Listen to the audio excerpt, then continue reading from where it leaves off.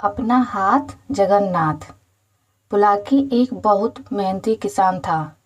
कड़कती धूप में उसने और उसके परिवार के अन्य सदस्यों ने रात दिन खेतों में काम किया और परिणाम स्वरूप बहुत अच्छी फसल हुई। अपने हरे भरे खेतों को देखकर उसकी छाती खुशी से फूल रही थी, क्योंकि फसल काटने का समय आ गया था। इसी बीच उसके खेत में एक चिड़िया ने एक घोंसला बना लिया था। उसके नन्हे मुन्ने चूजे अभी बहुत छोटे थे। एक दिन बुलाकी अपने बेटे मुरारी के साथ खेत पर आया और बोला, बेटा, ऐसा करो कि अपने सभी रिश्तेदारों को निमंत्रण दो कि वो अगले शनिवार को आकर फसल काटने में हमारी सहायता करें। ये सुनकर चिड़िया के बच्चे बहुत घबराए और माँ से कहने लगे कि हमारा क्या होगा? अभी तो हमारे पर भी पूरी तरह से उड़ने लायक नहीं हुए हैं। चिड़िया ने कहा, तुम चिंता मत करो। जो इंसान दूसरे के सहारे रहता है उसकी कोई मदद नहीं करता।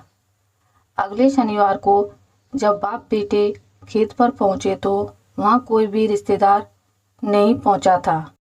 दोनों को बहुत निराशा हुई। बुलाकी ने मुरारी से कहा कि लगता है हमारे रिश्तेदार हमसे ईर्ष्या करते हैं, इसलिए नहीं आए। अब तुम सब मित्रों को ऐसा ही निमंत्रण अगले हफ्ते के लिए दे दो। चिड़िया के बच्चों ने फिर वही कहानी दोहराई और चिड़िया ने वही जवाब दिया।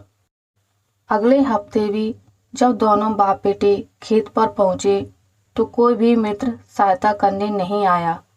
तो बुलाकी ने मुरारी से कहा कि बेटा, देखा तुमने, जो इंसान दूसरों का सहारा लेकर जीना चाहता है उसका यही हाल होता है और सदा उसे निराशा ही मिलती है। अब तुम बाजार जाओ और फसल काटने का सारा सामान ले आओ। कल से इस खेत को हम दोनों मिलकर काटेंगे। चिड़िया ने जब यह सुना तो बच्चों से कहने लगी कि चलो, अब जाने का समय आ गया है। जब इंसान अपने बाहुबल पर अपना काम स्वयं करने की प्रतिज्ञा कर लेता है तो फिर उसे ना किसी के सहारे की जरूरत पड़ती है और ना ही उसे कोई रोक सकता है। इसी को कहते हैं बच्चों कि अपना हाथ जगन्नाथ। इससे पहले कि बाप बेटे फसल काटने आए, चिड़िया अपने बच्चों को एक सुरक्षित स्थान पर ले गई। तो दोस्तों, आपको मेरी ये वीडियो कैसी लगी मुझे कमेंट करके ज़रूर बताइएगा।